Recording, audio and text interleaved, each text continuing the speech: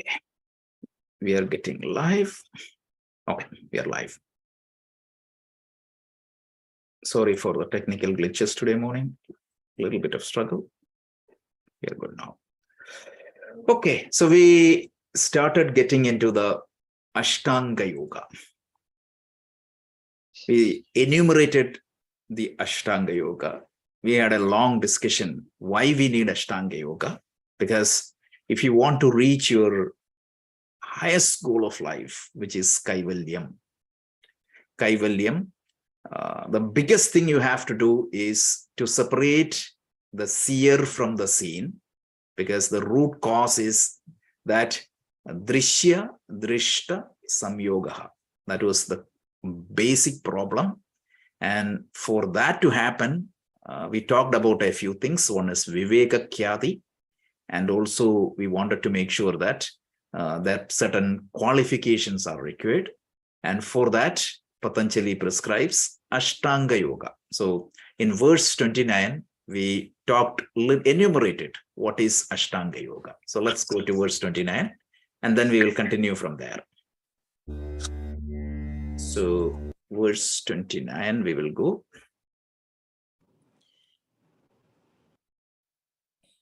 (26, 28, 29). Okay. So this is where we stopped last week. Yama niyamasana pranayama pratyahara dharana dhyana samadhayah ashtavangani. The 8 limbs of yoga practices are yama, niyama, asana, pranayama, pratyahara, dharana, dhyana, and samadhi. I requested to learn the sutra by heart, because this is where we get the first introduction of Ashtanga Yoga, and this is the sutra that properly defines the Ashtanga Yoga. So now Patanjali's style is this, right? So he gives the summary, and now we are getting into the details of each of these anga. So the whole second chapter, the rest of the second chapter, and a few sutras of the third chapter is this topic. So now, at least for next 5-6 classes, we are going to stay, more than that, we are going to stay in this Ashtanga Yoga portion. And if you really think about Patanjali Sutra, this is what is people know about Patanjali Yoga Sutra. This is the most important part of Patanjali Yoga Sutra. So with that, let's start with the first portion. So what is Yama? So let's listen to what is Yama. Let's play. Tadabhavat Sanyoga bhavo hanam tadrishehe kaivalyam. Sorry, actually it's a little bit early. It will come to the right place. Viveka ghyatira viplava hanopayah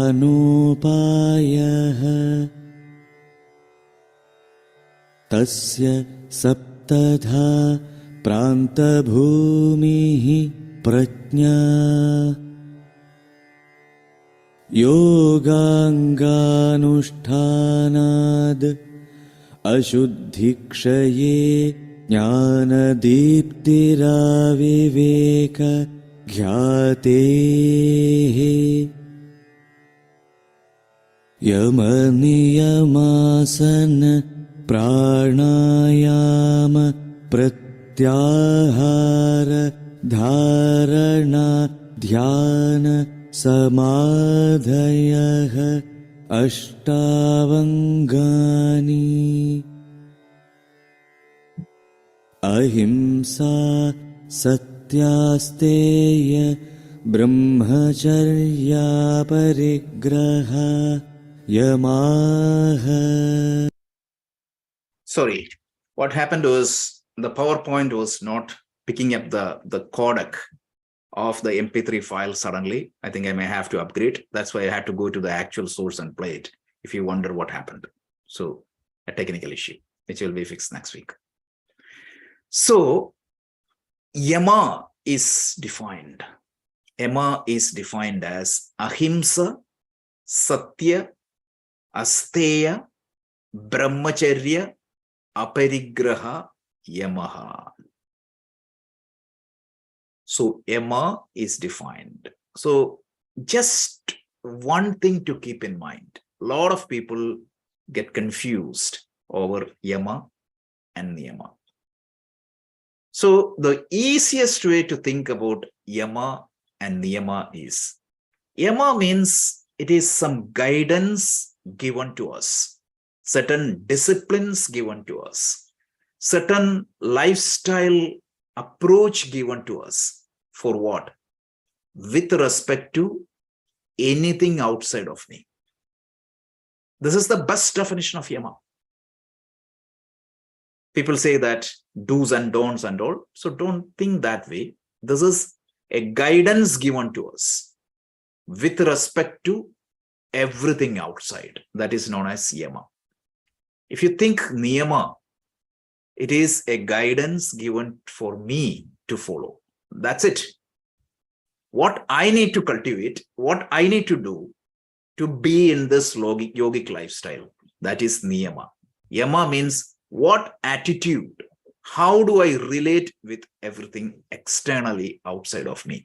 That is yama. So this is the best definition you can think. So what are these things? Ahimsa, satyam, asteya, brahmacharya, aparigraha. So you have to follow a lifestyle in accordance with these values. That is what is yama. So let's talk each one of this separately, right? What exactly each one of this and how it can be followed. So what is ahimsa? The often misunderstood term, often misinterpreted term, and we will try to see what is Patanjali talks about ahimsa, and we will talk a little bit more what is in the Vedic context. So the whole thing is, the whole yama is, when you relate with the world or the objects outside of me, I need to follow certain guidance. What is that guidance? I need to keep away from something because it is going to add karmas to me and it is going to pull me down. So these 5 things. So what is ahimsa? Keeping away from himsa. That's it. A means negation. Himsa means injury. Injury to others. That is the definition of himsa, not physical killing. Very important. Highest form of sadhana per Patanjali is ahimsa. And you would see the same definition in the 16th chapter of the Gita. And you see this definition in all our scriptures. Ahimsa paramo dharma. So if you say non-killing, that is not comes under the definition of ahimsa. Ahimsa means whenever you are engaged in a context, try to minimize the injuries as minimal as possible. You cannot injure anybody in the adharmic way. And some actions may cause injury, but make sure that they are aligned with dharma and they are minimal. For example, a doctor doing the surgery, a soldier fighting for the country. Obviously, they are injuring others, but it is in accordance with dharma and there is no other way. So ahimsa means it is a mental attitude rather than the physical action. I don't cause any injury to other people or as minimal injury as possible to others. Otherwise, it is exaggerations. You could see some monks actually in Jain tradition and all, you could see they even cover their face. For what? They don't want to injure anybody else. That is impractical.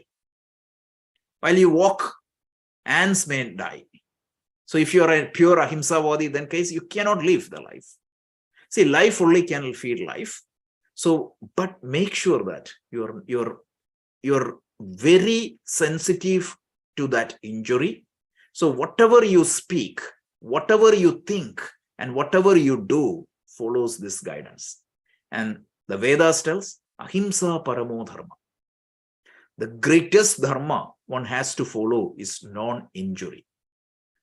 So when sometimes you may have to physically fight with a person. Sometimes you may have to be aggressive and talk to a person, but there are 3 levels of ahimsa. One is called kayikam, second one is vachikam, and the third one is manasam.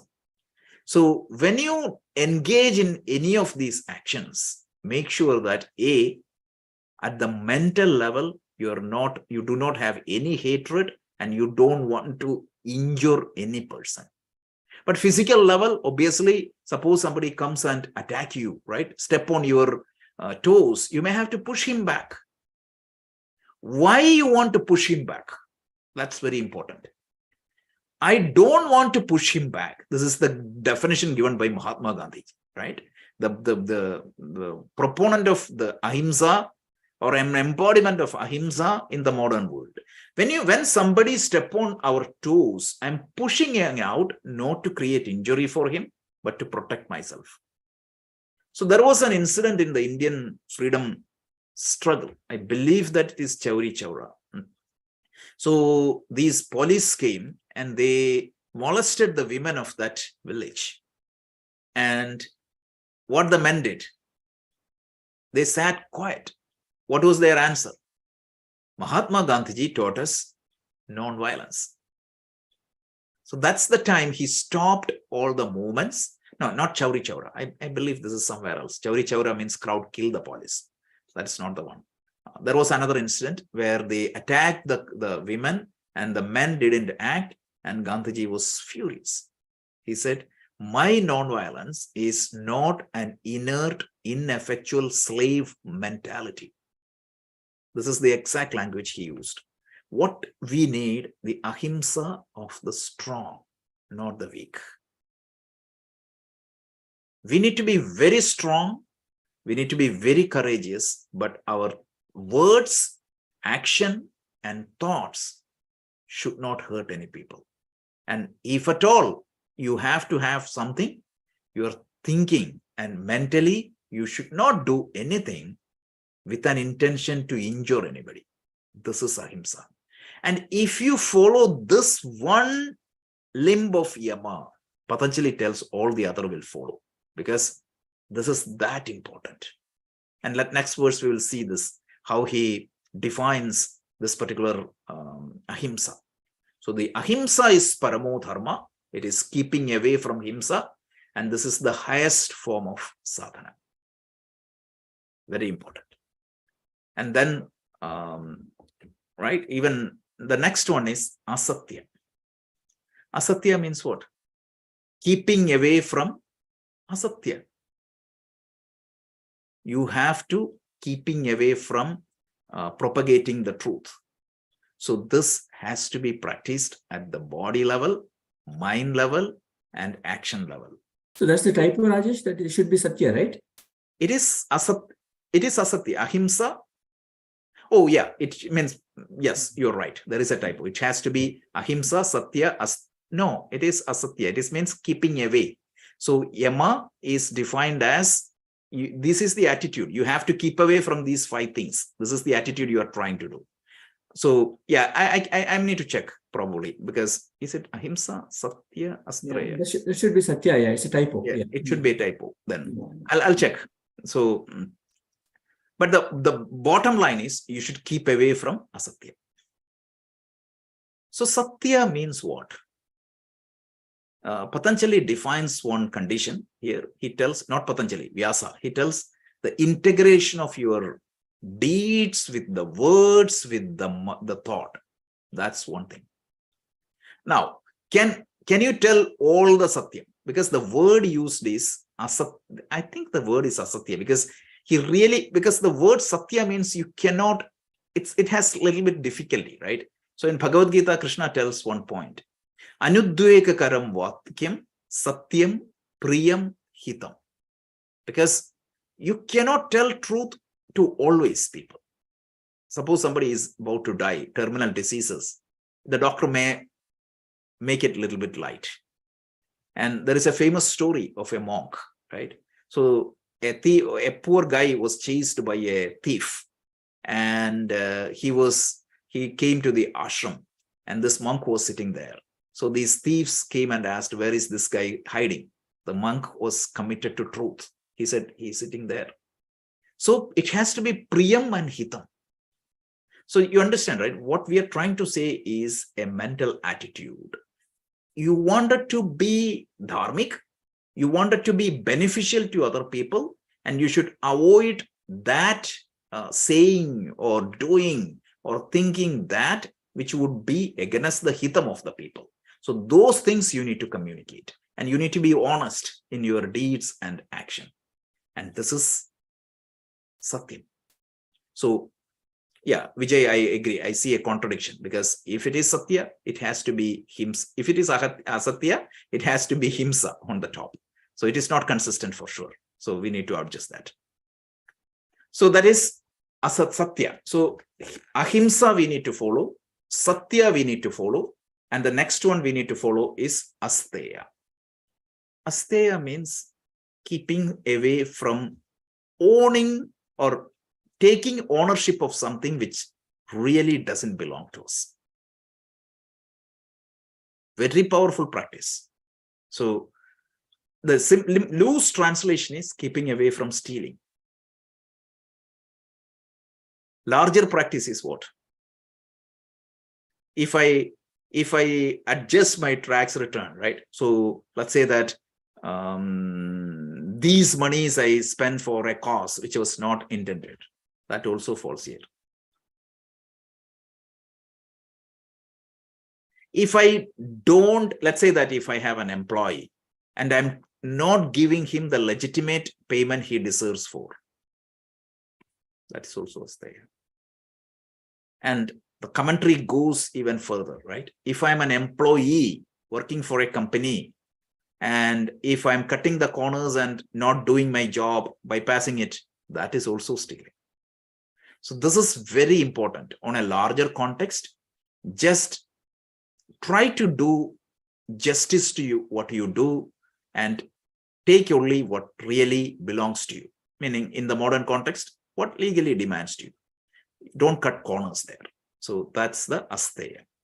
Brahmacharya. Brahmacharya means a larger context is what?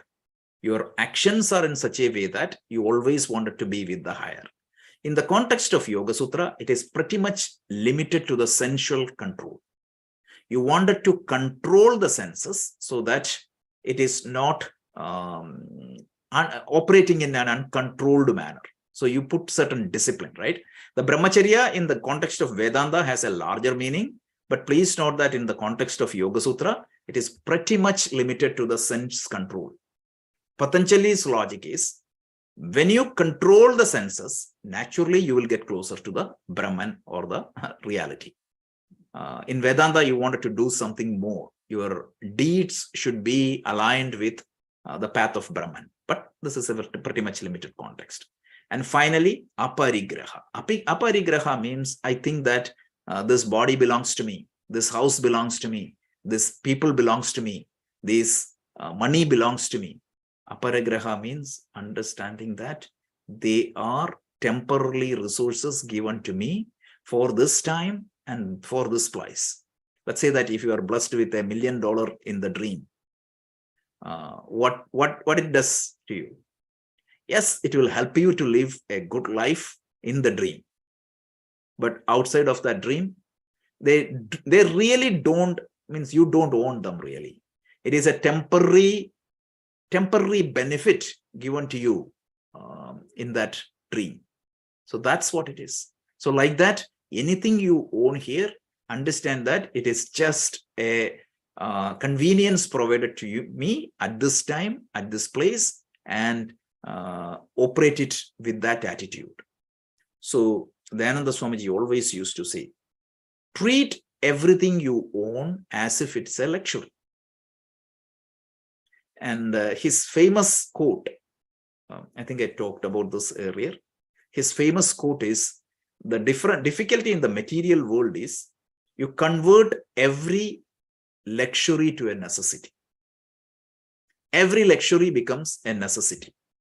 And what you want to do is convert all the necessity to a luxury. It's a mental attitude. So I will definitely use an AC.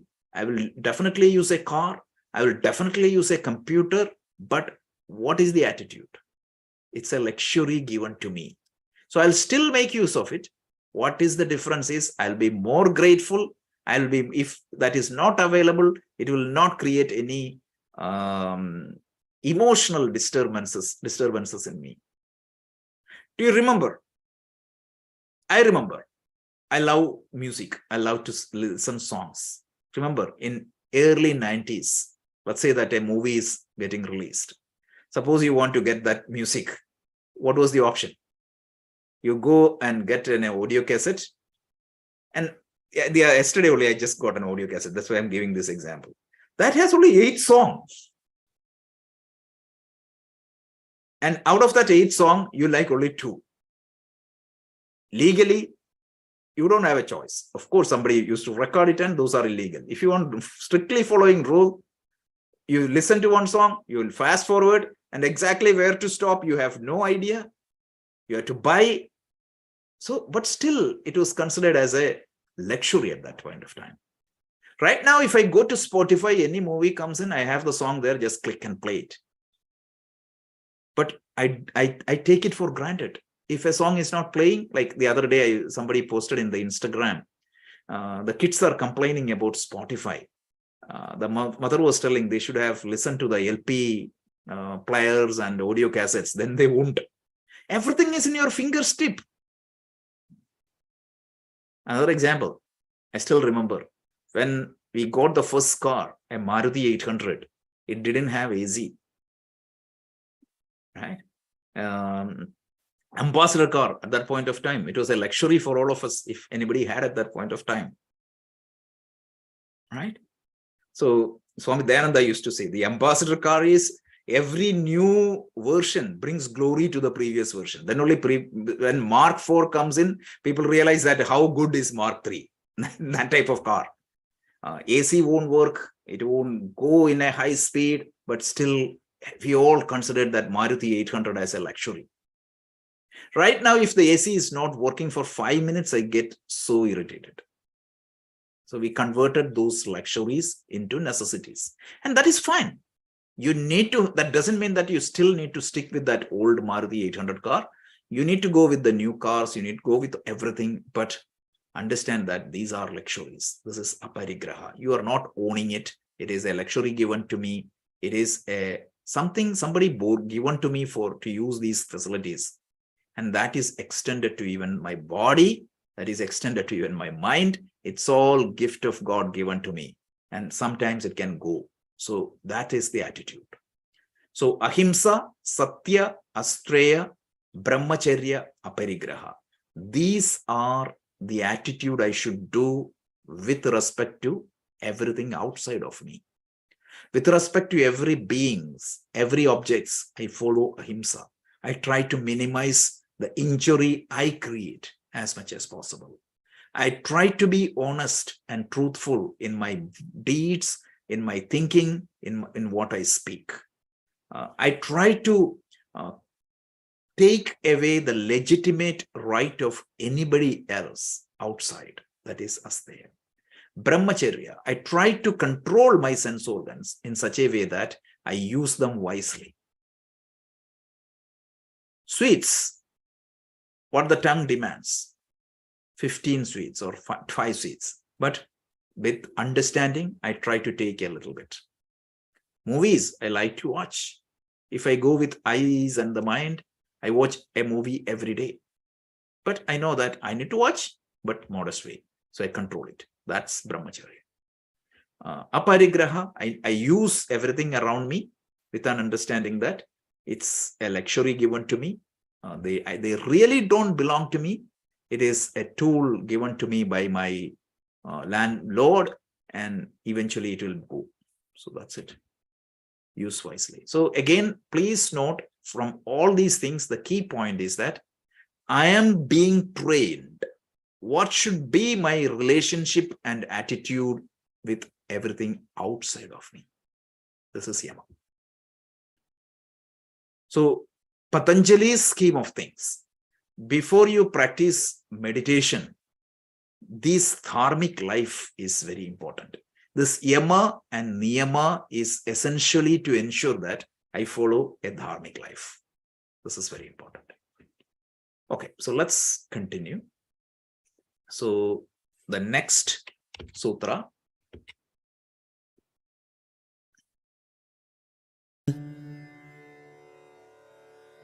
Jade desha kala samayanavachinnaha sarvabhauma mahavratam. So he defines a good term here called Mahavratam. Mahavratam means, he said, these yamas and niyama, which is kind of a great vow. It become a vow, right? When you practice it universally. Universally means jati, it's not varna, right? He talks about jati, right? Everybody, like based on birth, you cannot differentiate. It is applicable to all the people. Desha, every people living in every place. Kala, samaya, everybody has to be committed to this vow, because you cannot compromise this based upon the birth, place, time, situation, or circumstances. When you try to follow this in your life, irrespective of anything else, what is that? As satya, means all those 5 points, right? So ahimsa, satya, asteya, brahmacharya, aparigraha. When you try to follow this in your life, irrespective of the stage you are in, irrespective of the place you are in, irrespective of the time you are in, and irrespective of the situation you are in, if you try to follow this, this becomes a Mahavratam. Otherwise, what I won't follow stealing only when I have money. Meaning, when I have money, I will follow asteya. If that is the attitude, that is not good. Brahmacharya, I will follow only when I reach 60. That is not good. So you have to follow this 24/7. And you have to follow this in all the stages of the life. It doesn't mean that only king needs to be dharmic.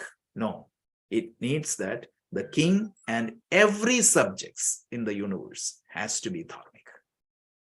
And it is our attitude. We cannot compromise these things based upon our situation and circumstances. When you follow that, it becomes a Mahavratam, and Vyasa tells that your progress is going to be very fast, because you don't want to compromise this. In other words, you don't want to be dharmic only when you are in temple and you can do anything else when you're outside. Interestingly, we are studying the Bhagavad Gita chapter 6. In the next verses we are studying this Tuesday, Krishna highlights this. Who is my devotee? Shankaracharya's commentary of that aligns with this beautifully. He tells, he who sees me everywhere, not just in the temple. So a lot of time what happens, we see the divinity of Krishna in the temple, in the idol. But do we see that divinity of the Krishna when a child is crying? So this is what Krishna asks in the Gita. That is the universality of this teaching. Patanjali tells, these vratas, these yamas has to be followed at all the places, all the time, without any problem. This is the next sutra. So let's continue.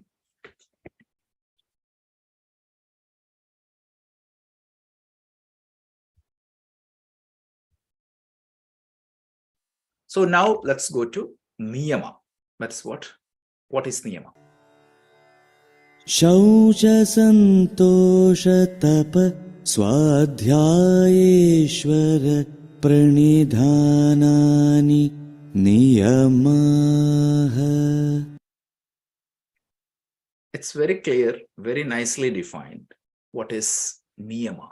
Niyama means, earlier, what is yama? It is the discipline I cultivate with respect to everything outside of me.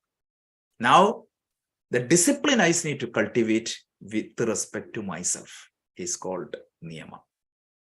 Shaucha, santosha, tapa, swadhyaya, ishvara pranidhanani, niyamani. So we will see one by one. The first one is called shaucha. Shaucha means purity, cleanliness, purity. My body, my mind, my words, my mind. So again, everything we talk is at the 3 level: kayikam, vachikam, manasam. So the purity I need to ensure. So we all are good in cleaning our body. Every day we take a bath. But are we using the appropriate words, pure words? Are we look at our mind? If there is a dirt in there, you can always look for that. So this is a daily practice one should do to constantly look and clean our mind. How can you clean your mind? Earlier, the technique was given, Kriya Yoga or Karma Yoga of the Bhagavad Gita. So this is very important. We need to make sure that looking at the mind, look for any impurities. And what are those impurities? It's given: kama, krodha, moha, lobha, mata, malsarya. Binding desires, rage, greed, extreme greed, the sense of prideness, and unnecessary competitiveness. If he buys a house of $1 million, I want $1.2 million house. If he buys this much, the car worth of this much, I need to buy that much. If X did this much, spend this much money in the graduation party, I need to do this much. This is all mental impurity. These 6 signs. So we need to constantly observe ourselves and make sure that we keep these discipline. Then, so it is the cleanliness associated with purity, external and internal, not just external. External is very easy, but internal is very difficult. Second topic is santosha. Santosha means, see, some people, whatever they get, they are not contented.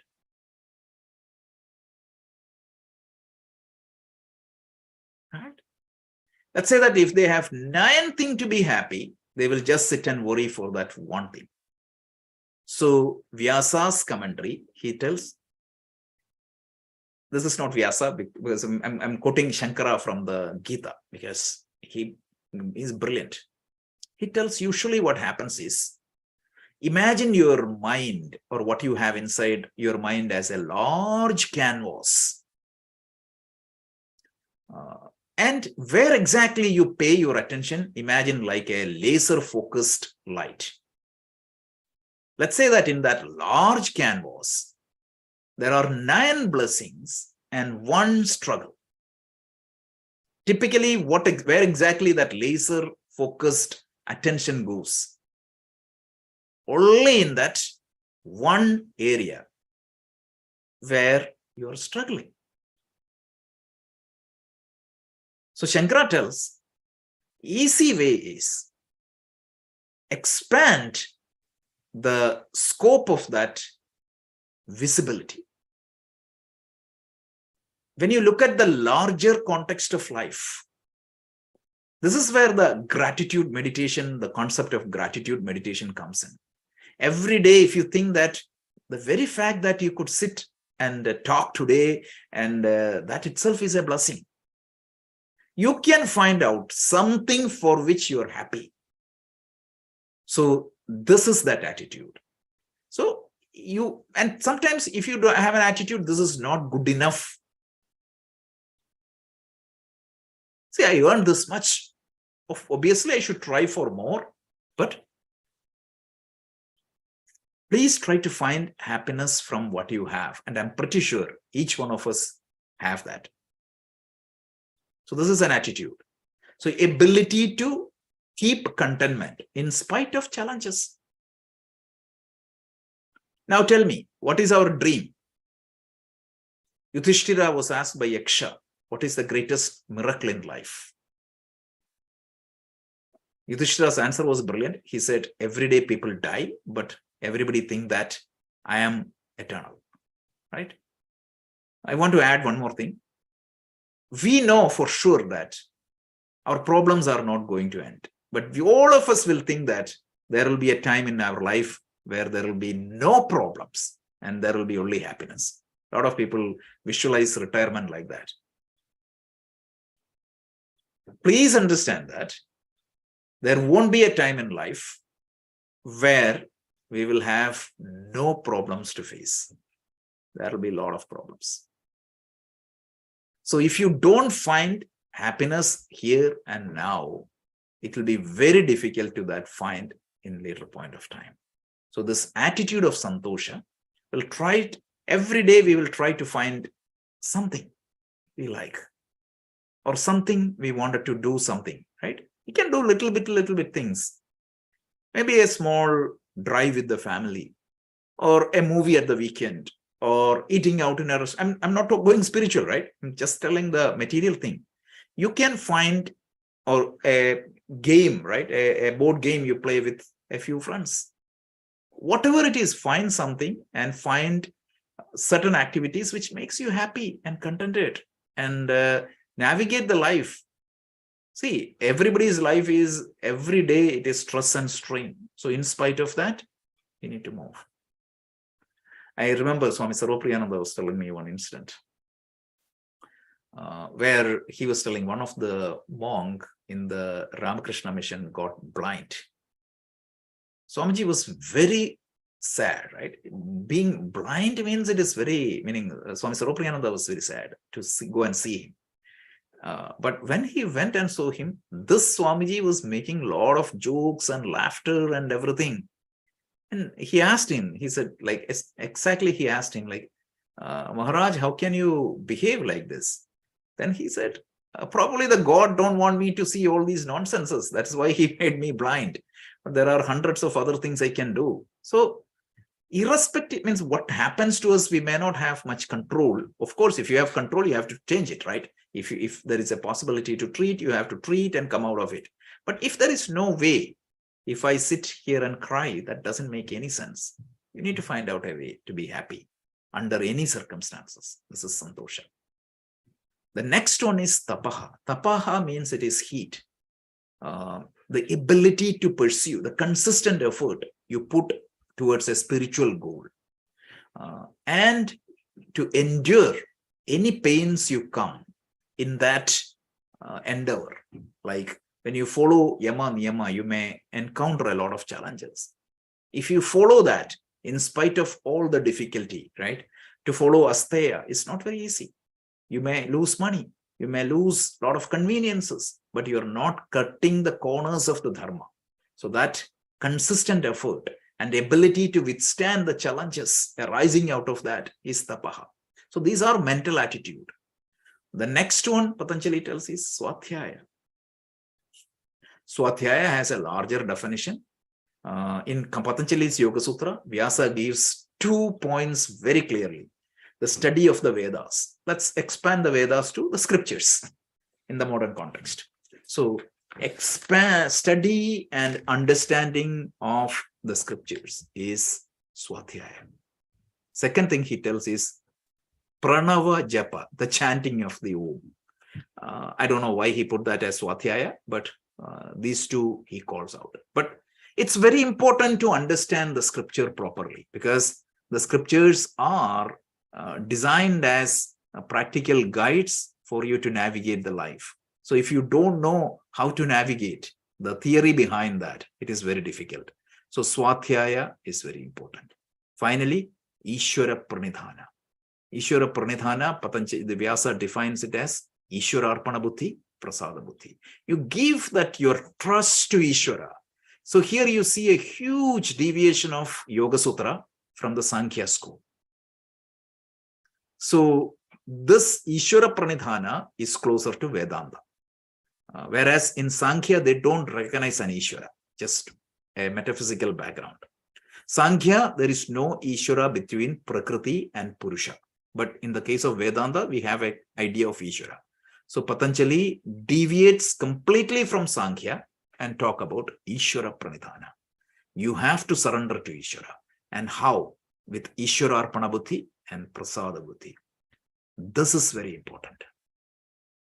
Yat pravritti bhudanam yena sarvamidam tadam swakarmanat todarchasya siddhim vindadi manavaha. This is Bhagavad Gita. Yat pravritti bhudanam, with all your deeds, actions, everything. Yena sarvamidam tadam swakarmanat todarchasya. So that which perverts everywhere, which is the nature of the Ishvara, to that Ishvara offer all your actions. Siddhim vindadi manavaha. The human being will progress. This is the 18th chapter of the Gita. Karma Yoga, brilliantly defined or summarized again. So this Ishvara Pranidhana is very important. So Shaucham, Santosham, Tapaha, Swadhyaya, Ishvara Pranidhana. Yama means it is a discipline with respect to outside of whatever outside of me. This niyama means certain attitude I need to cultivate to effectively navigate in the life. So this yama and niyama, Patanjali Vyasa clearly tells, is defined for ensuring that I lead a dharmic life. This is very important in the case of yoga. So before asana, pranayama, pratyahara, dharana, dhyana, samadhi, this is advised. Okay, so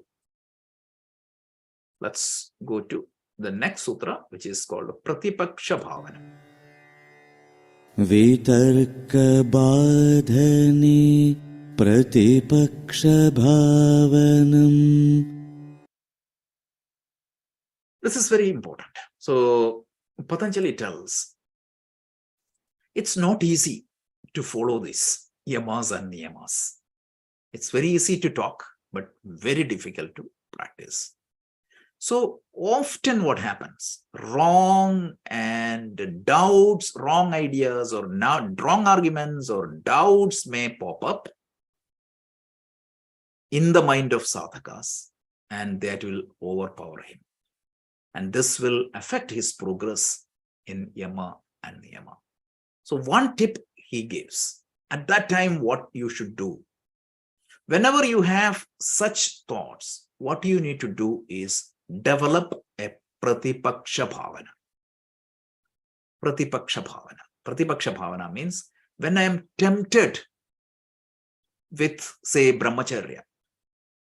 Brahmacharya means what? I do not have control over the sense organs. When I do not have control over the sense organs, right? I'm saying, okay, I need to eat these many sweets. What is Pratipaksha Bhavana?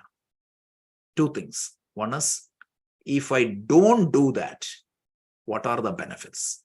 Let's say that I need to think about my health.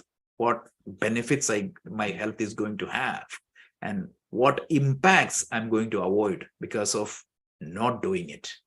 So Patanjali tells, wherever you have vulnerability, like it could be a particular food, or it could be a particular action, or it could be a particular thing, whatever it is, that develop that Pratipaksha Bhavana constantly.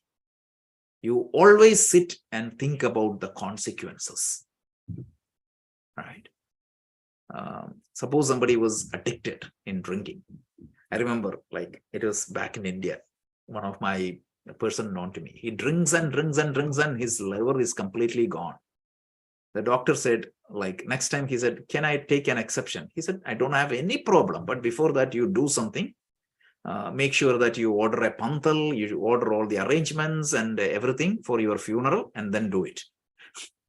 Literally, the doctor walked him through the process of his death, how he is going to die, means what is he going to die, all that is Pratipaksha Bhavana. You remember, one statistics I can tell. Do you remember in Indian movies, when you watch these Indian movies right now, this advertisement of the cigarette smoking comes in? Every movie has that. Your lungs is like a sponge, and this is what you absorb. You can see, right, the smoking habits of India was reduced by 50% because of that campaign. You have to develop that opposite point of view. If you do this, this is the consequence. And if you don't do this, this is the benefit. This is called Pratipaksha Bhavana. And this Pratipaksha Bhavana, Vitarka here means what? The exception or wrong arguments I raise against following Yama and Niyama, always try to follow. If I follow Satyam, what is the benefit I'm going to get? If I don't follow Satyam, what is that I'm going to lose? This is very important. So guided this is what is called value meditation. The branch of meditation, the value meditation, came because of this. This idea has to be developed. So there is a lot of scripts for this. We can talk about this off time, but this is very important. But think through this. A lot of things can be avoided. So a tip is given how to follow Yama and Niyama. So let's continue.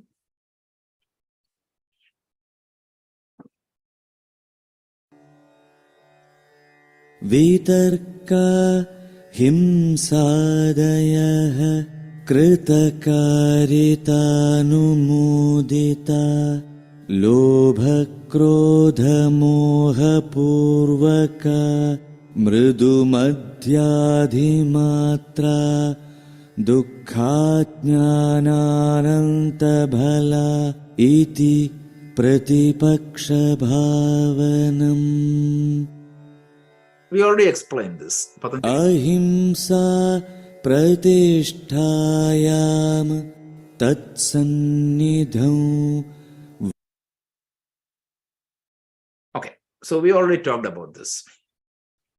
He tells, right, when these vitarkas happens, vitarka means the thoughts arises in my mind against following these disciplines, which are Yama and Niyama. When these negative thoughts or the wrong thoughts or which is act such as violence or greed or cutting corners, when they come, they might have came to your mind either because of greed or anger or sensual attraction, whatever is that, whether it is in a medium state or high state or a low state, that push and pull comes in. You need to understand that these thoughts are based on ignorance, and understand that you might be cutting the corners, but down the line, it will cause the pain for sure. You may think that by cheating IRS, I'm going to gain something. No, the law of karma tells that somewhere along the line, it will come back to you. For sure. And this is the beauty of law of karma. You may get escaped from the local laws, but anytime you knowingly cut corners the dharma, it will come back and cause a pain. So this, contemplate upon this is and follow dharma. Reflecting on this is also called Pratipaksha Bhavana. So remember, that is the example we talked earlier, like the sponge, the lungs become sponge. So when I cut corners, when I violate the body dharma and try to smoke and smoke and smoke again, what happens? It will come back and bite me. And imagine the state of that cancer. It will eventually come back and cause the pain. So if you believe in Ishvara, if you want to earn grace, how do you earn grace? Being dharma. Commit to dharma. That's it.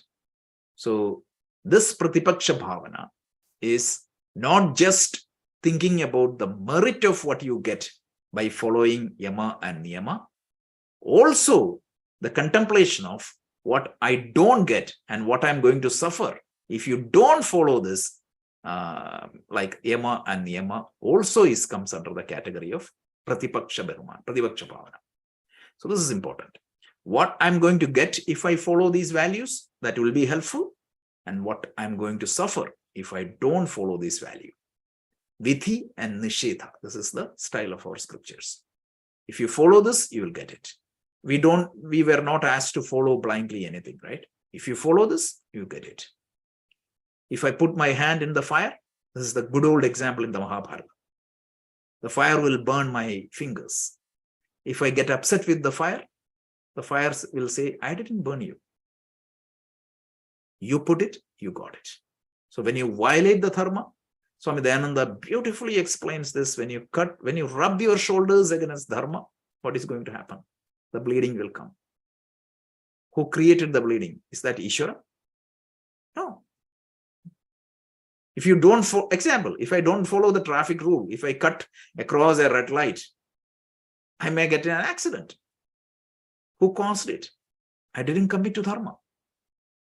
The moment I violate dharma, I will get suffering and contemplate upon that, and that will give a boost for you to follow the dharma.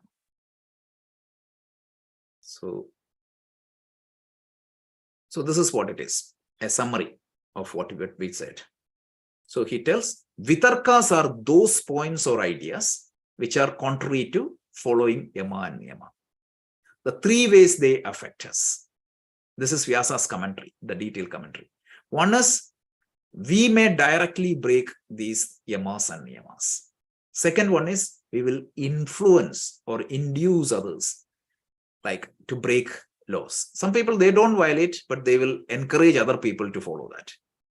And the third one is, we will support other people's action of adharmic. They may do it, but we may come and support.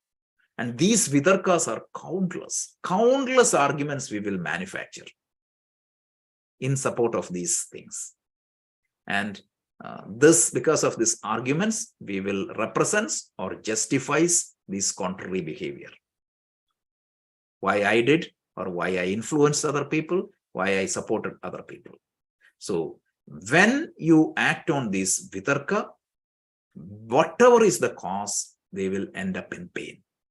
And finally, understanding the consequences of that with Pratipaksha Bahumana, it's a good practice to keep you follow Yama and Niyama. So that's the summary. Finally, the importance of Ahimsa.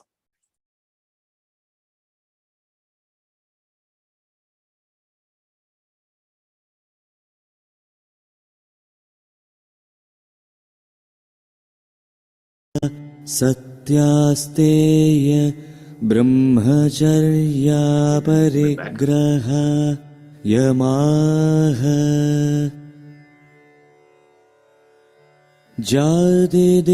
जातिदेशकाल समयानवच्छिन्नाः सार्वभौम महाव्रतम् शौचसन्तोषतप स्वाध्यायेश्वर प्रणिधानानि नियमाः वितर्कबाधने प्रतिपक्षभावनम् वितर्का हिंसादयः कृतकारितानुमोदिता लोभक्रोधमोहपूर्वका मृदुमध्याधिमात्रा दुःखाज्ञानानन्तभला इति प्रतिपक्षभावनम् अहिंसा प्रतिष्ठायां तत्सन्निधौ वैरत्यागः. So, summarizing these things, he tells the first and foremost thing you need to follow is ahimsa. Because if you follow this ahimsa, everything else will automatically come. This is kind of a heuristic, because it's true, if you follow that non-injury to others, it will have direct influence on everything else. So what Patanjali tells is, out of all these things, you focus on this a lot, because don't create pain for other people knowingly. And that itself is going to make your mind pure. And so that's why in the Vedas it is said, ahimsa paramo dharma. The most supreme dharma is ahimsa.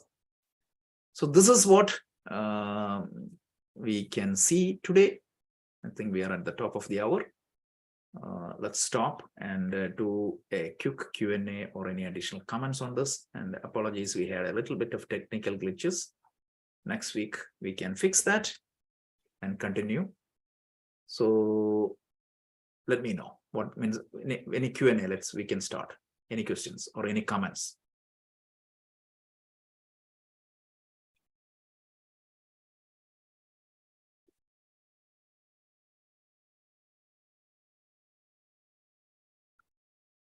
No comments? Okay, so then we can continue next week. No, actually, there might be a break next week. I'll communicate that, but otherwise we'll continue all the other weeks. We are doing good. Now we can cover these 5 verses because we covered a lot. The goal is to cover the second chapter by the end of this year. Next year, before July, we'll be able to cover the whole verses of the Yoga Sutra. So any questions? Pranava Japa. Pranava Japa is chanting Om meditation. Om meditation. That's it.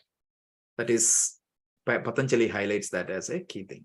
So whatever we cover today is the yama and niyama. Yama means the disciplines I need to follow with respect to everything else. Niyama means the discipline I need to follow within myself, about myself. So the whole yama is, there are 5 topics we talked, right? So we talked about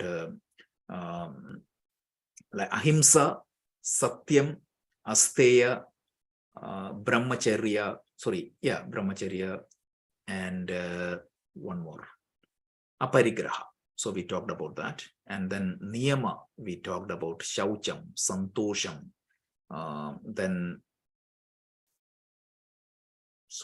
shaucham, santosham, anybody remembering? Tapa, Swadhyaya, Ishwara Pranidhana. Ishwara Pranidhana. Yeah. So these are the yamas and niyamas, and like these yamas and niyamas has to be followed all the time. And there is a lot of chances that you get counter arguments and doubts and confusions when you try to follow them. The advice is always try to do the pratipaksha bhavana and try to stick with this. And finally, out of all these, ahimsa is very important, because if you follow this ahimsa, you will see natural progression in the other things.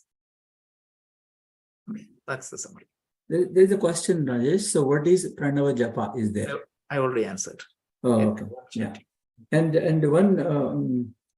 one question that frequently comes up in these ones is that when we follow this, especially asteya and all these yamas thing, that is, so I know a couple of times previously it was asked, that is, we come across like very weak person, and or we give opportunity other people to empower, take over on us, power on us, that is. So workplaces or every relationship for that matter. So how do we avoid this? That's the question that people typically ask.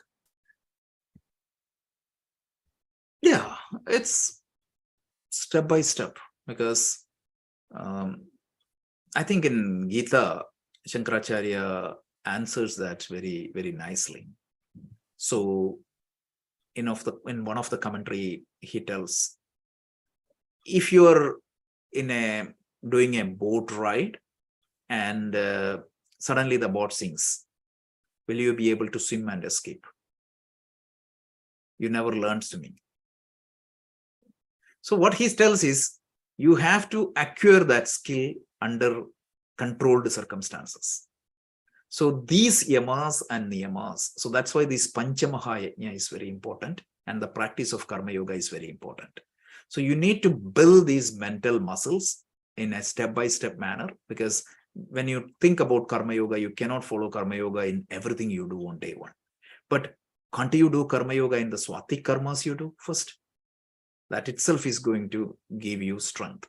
So gradually means you will get, initially with loved ones, you may not be able to control this, but with strangers, you build the muscles. Naturally, you will see changes in you.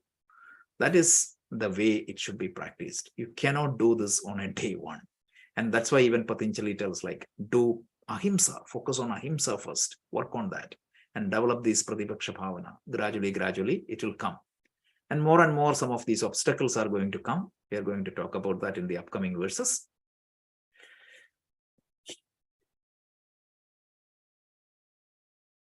Okay, I think that covers all the questions. So we will continue. We will continue with the Gita on Tuesday.